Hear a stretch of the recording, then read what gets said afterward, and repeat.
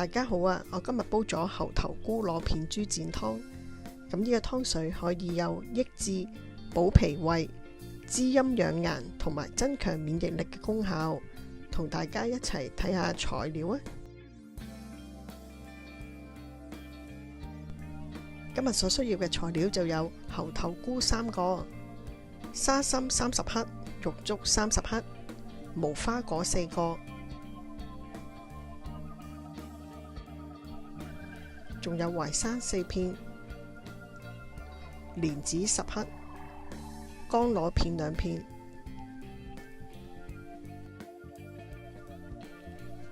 同埋豬展半斤。煲湯前最緊要浸咗啲材料先。首先我哋浸透咗猴頭菇，用清水浸佢1至2個鐘，等啲猴頭菇充分吸收咗水分。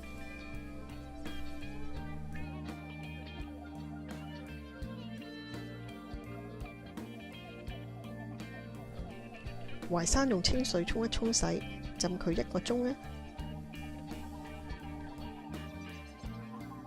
乾螺片用清水浸2個鐘，浸到佢軟身。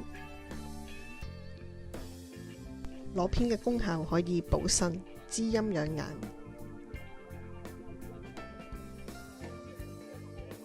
沙參蓮子浸半個鐘就可以㗎喇。玉竹我哋浸佢半個鐘呢。浸完之後，我哋要清洗1至2次，洗咗佢表面滑潺潺。如果唔洗走佢表面滑潺潺，煲起嚟啲湯就會有酸味，冇咁好飲噶啦。另外，玉竹嘅功效好好噶，可以潤肺潤燥、生津止渴。買咗返嚟嘅豬展清洗完，我哋切件咗就可以進行飛水嘅步驟。凍水落鑊，加幾片薑呢。水滾咗，放埋螺片一齊飛水，大概煮佢2-3分鐘，跟住可以撈起身，再用清水沖一沖洗，陣間我嚟煲湯。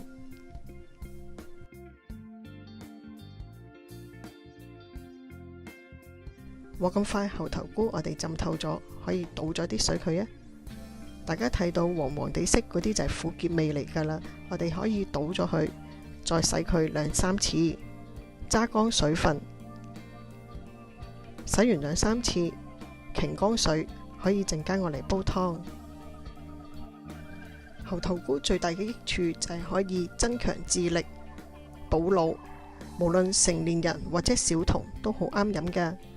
除咗我嚟煲沙參玉竹，我哋可以用猴頭菇我嚟煲紅蘿蔔、粟米，一樣咁好味嘅。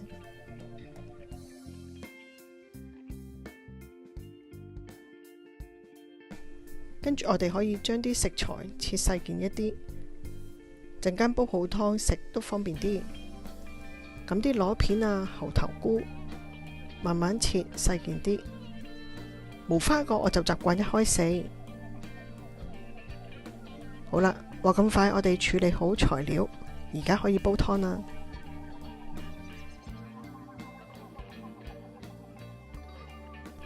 今日準備咗3公升嘅水，水滾咗，我哋可以將所有材料放晒落去煲，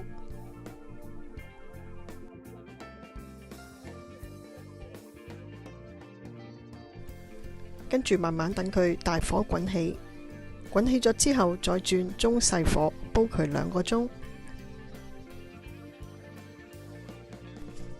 最尾加返啲鹽調味就可以飲得㗎喇。猴頭菇螺片豬展湯話咁快就煲好啦。如果喜歡呢個湯水嘅朋友，歡迎分享、讚好同埋訂閱我嘅免費頻道。咁我嚟緊下次一有新嘅影片，可以立即通知大家。等我試下啖湯先。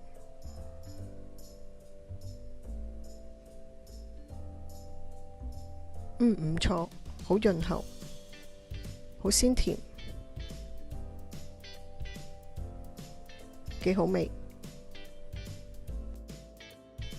我今日分享呢款湯水，只要用沙參、玉竹、蓮子、淮山、猴頭菇，呢啲都係白色嘅食材，對我哋嘅肺部好有益處，可以潤肺、生津止渴同埋增強免疫力。